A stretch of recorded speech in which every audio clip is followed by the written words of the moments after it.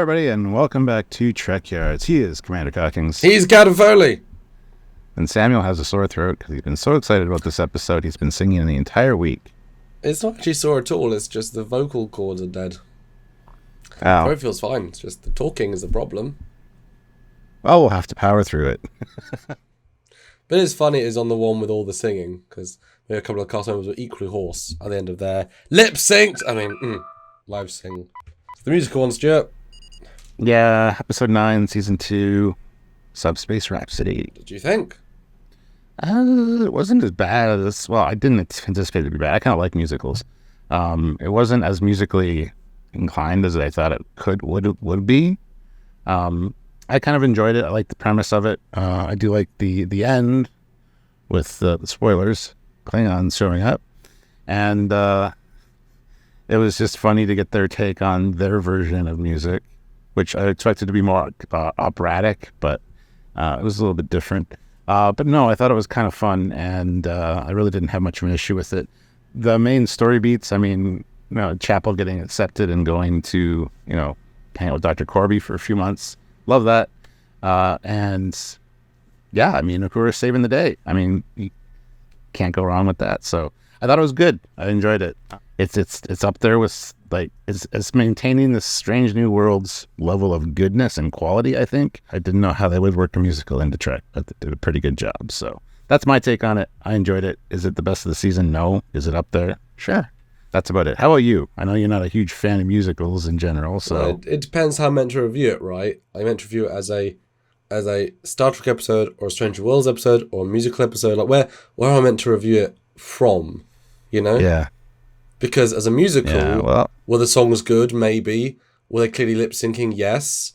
But as actors who aren't trained singers, some of that's quite distractingly not at the level it should be, but they're not singers, and they were not given a choice. They had to all be involved, right? So the level of that stuff is going to be hugely dependent.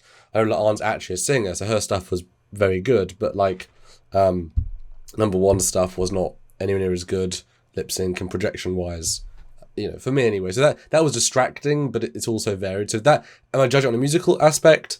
Don't think I can, because that's not what the cast is there for. But then if you take that out of it and just review the episode, you're taking out a good 25 minutes of the episode just to look at the main episode. So, how do I review this one personally, right? There's a lot in the songs that just speak to, just take the song out of it, and it's kind of story beats, right? So yeah, luckily they went the good musical route, make for the most part, every song really relevant. They didn't just throw in a Grease or an ABBA, they were actually real songs. The best parts of the episode for me, there was the construction of the logic of the universe, that there was both a reason for it, and also oh no, this is going to cause bad things for all of our interpersonal relationships of it. That actually became a threat value to the honesty of the song. That was a very, very good hook, because it allows us to skip some of those emotional elements we've been looking at for the past 2 seasons and just burn through them in an interesting operatic way, right? So that was very clever to do that. Now I can't hear fully right now anyway, but a couple of the songs I could barely hear, to the point of not at all understand their vocals. So 3 of the songs, I have no idea what they said, because either the mix wasn't very good for me, or I can't hear properly. So a good 15 minutes, I had no idea what people said. That's how I thought the Spock solo was very good. I heard that very clearly. Uhura's Disney number was very good, very clear. So they're all varied, aren't they? So some songs I barely understood, some songs are very clear and crisp, some songs were vibing, some songs are kind of dull. It's a variable piece, right? So I was definitely bored through a bit of it, because I can't understand what they're saying. I had that problem at Bat Out of Hell, which is a Meatloaf song, musical, and easily 30% of the words of every song I couldn't hear. Just flat out, I'm hearing a good musical number, but I don't know it's all about the story. So it severely diminished my enjoyment of that musical, because I don't know what they're saying. Because it's just not, if you don't put vocals clear enough in the mix, all you're getting is, it's better if you can see the mouth on screen, but they could tell that Chapel, actress, wasn't so good at lip syncing, so they didn't have her on screen a lot of the time she was singing, which is clever, but also then you're just hearing the mix. So, there's unusual problems this week that only come up if you're doing a musical episode without trained musical people. So, meh. I think the one that really couldn't sing was Mbanga. He had such a minimal amount, and well, he's also doing a character voice, so he Like his first bit was kind of okay, but then his last bit, it wasn't even his voice. Like it was his real voice, but not the character at all. That was like the hoarseness is entirely gone. I love how the actors even like, or the character, I don't sing. It's like, yeah, it's good. It seemed very out of character, which Yeah. is the fun of it, yes. I do like the main idea, though, of using a subspace rift to boost subspace communications. I thought that was good. But then you get the double Discovery versus Stranger Worlds logic of they wonderfully call out it takes weeks to get a communication across the quadrant. Yet Discovery, real-time holograms from the edge of Federation space, which is absolutely the edge of the next quadrant, to Vulcan, to the middle of the quadrant. Yep. Like, it seems so false, a lot of these little things, where they're doing it right, but like it shows that did not care beforehand. Because that's how it should be. That space is part of the fun. That is a physical distance. So yeah, having this revelation would be amazing. Real time across the whole quadrant, amazing. Just go ask Sarek from 4 years ago. He achieved it. The one really interesting things for me is I really expected a La'an and Kirk number, which we didn't get. They just had a conversation, even though there was a lot of emotion there, and that's what's supposed to trigger this. Yeah, they broke their logic in that one for sure. Well, they did right from the beginning. As soon as it hit, Spock starts talking about how everything's stable, and there's no reason for it. There's no emotional connection there. That was true. But it was interesting. It was a good premise, and the Uhura's like, just look at the frequency when a song starts, and as soon as one starts with Spock, she like boop, and then the next time it happens, she doesn't whip it. Like she should have pulled out the recording device at least twice more to get the actual frequencies. You can't just rely on the one. There's probably songs in between. Oh, you would assume there's songs all over the ship. I wish they would be walking down a hallway having an actual conversation, and at the end of another hallway, see people dancing and singing. I was hoping for that. Yeah, I was too, because other people would be having the same problem. It should be sillier, of course, but the fact that clearly they showed that some characters are just not involved in certain numbers, they can stay out abstract. Therefore, yeah, having those, just having a walk and talk, and then every room is some other different thing, and they're ridiculous. And now we've seen in one you can do flashbacks. Instead of goddamn musical, you imagine do you know what I mean? That would have been the silliness. They kept it shockingly grounded, so you can relate to it on a sci-fi level, which is a very smart way of doing it. But they could have taken it that. And La'an and Kirk, the whole actually have an on again, off again thing with somebody. It's on right now. She's pregnant. Carol Marcus is serving at Starbase 1. Cool. Good to hear that. So that was nice, and that kind of woken up La'an a little bit, like, oh, okay, well, I kind of like the way that story was kind of solved. And speaking of relationships, even the Nurse Chapel and Spock, where he's very upset that she's leaving, and to the point where this is going to emotionally stunt him, so to speak. I think was very impactful in this episode, because it very, very much came across. He's kind of cold to her. And she's kind of like, oh, that sucks. Well, I'm still going to smile and be happy about it. And hearing that Corby is the Louis Pasteur of archaeological medicine was interesting as well. So the relationship things, I think, all kind of worked out. Even Pike and Patel, just not agreeing on a vacation spot. So relation-wise, I think it solved a lot of problems in one episode. Or not problems, but like situations. Well, it does the opposite of Discovery. It puts characters first and foremost within, and then utilising the scenario to help push those stories forward, which is what gave the Lower Decks crossover more weight and other ones. That's really, really good way of doing it, and they did it again, as you say. The Pike thing, a bit underdeveloped for me, of all of them. It would have been nice if you'd had some better resolution at the end, but it's okay, right? Again, we know it's a doomed relationship, so it's not quite as... whatever. The Chapel thing, I wish he'd mentioned to Pring in that the song moment, because, he ostensibly broke off his, lifelong engagement with someone he genuinely cared about for a girl who he fancied. That's it. That's all it was. Lust over logic. And once he had her and she had him, as in Chapel and Spock, it died down very quickly. That goes to one of Spock's sayings later. Wanting a thing is not so pleasurable as having, or is more pleasurable than having. Because he does say that, and it's interesting because it's true. It's one of those, you want something so bad, and then once you get it, you're kind of like, oh, okay. I just wish he'd lamented that, because, yeah, Chapel broke them up, and that's sad, and Chapel obviously only cared about him so much, but she's been unstable from episode 1. That was one of her big quirks. Notwithstanding, we know they never go anywhere, but she's not stable. She's damaged. She's wanting to be free and whatever. But Spock only commits to intimacy if it's the most important thing. So there's huge discrepancy of feeling and power levels, and to have her be entirely unremorseful.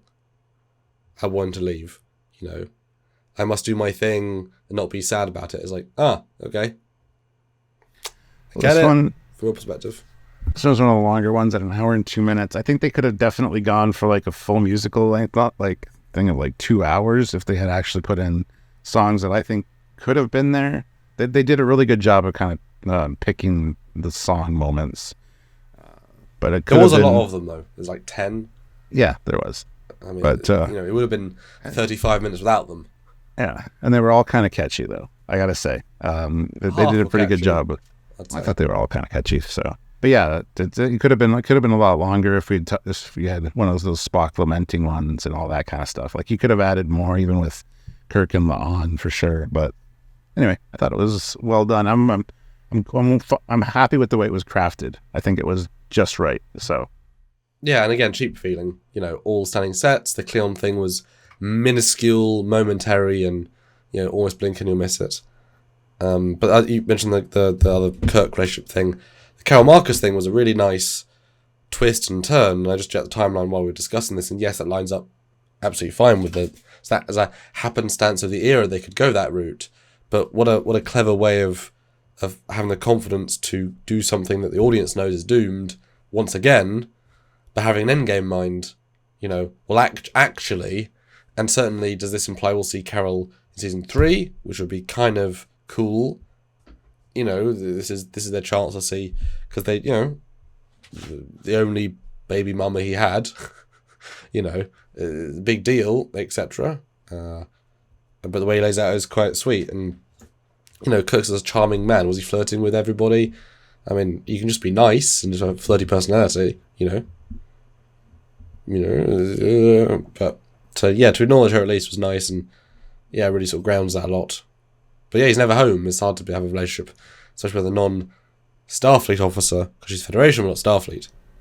Well, it definitely ties into what you said in Star Trek 2. I didn't want him gallivanting across the cosmos with his father. I mean, that's what they have to go on, yeah. Yeah.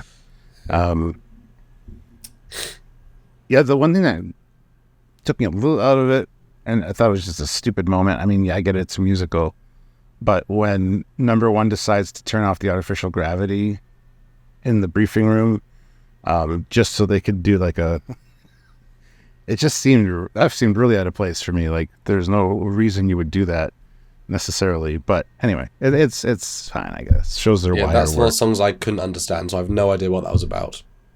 That was just a blank of I have no idea what was said. Okay. I have no clue what that scene's about. I have to put subtitles on for next watch because I have no clue. Couldn't even guess.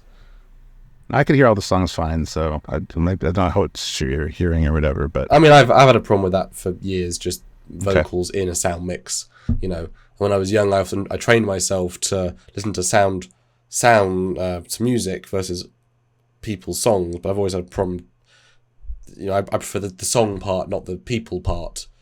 So it's the tune over the. So a lot of that gets lost from me. So it always has. So subtitles, because I have just no idea just a blank scene for me. I mean, it's like I said earlier, Uhura's great. I mean, Nastia gets some. She's got a lot of third level character early on. She had quite a few center roles this late season. Cool, but of course this makes sense for her character. And even the first scene, she's doing her job old school way to an exceptional degree. There's no hesitation. There's no just does it. And it's like, hey, that was nice. There's professionalism, etc. Yeah, the old-fashioned way. You see all the messages just coming in and her flying. That was really well done. There's a lot of good on-screen or on computer displays, I think, in this episode with all of the harmonics and stuff. I like that, and even the zipper scene, it's like a zipper. Yeah, space zipper. Yeah. So I think the resolution was good as well with having the whole ship sing about the Enterprise and their mission, and then Klingons piping in, kind of almost put it over the top. Took Spock actually jumping on board to just finish it. But but I thought that was quite well done and I mean, fun. the episode trained you to appreciate the silliness.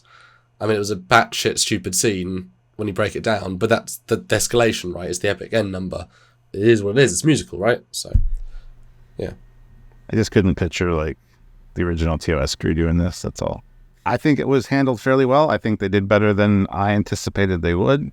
Well, they found a real structure, a real structure, and also using the Heisenberg compensator, which is the non device to solve the non problem, is a great way of acknowledging this thing that we invented can't be solved without this other thing that does the thing that, hey, we fixed it.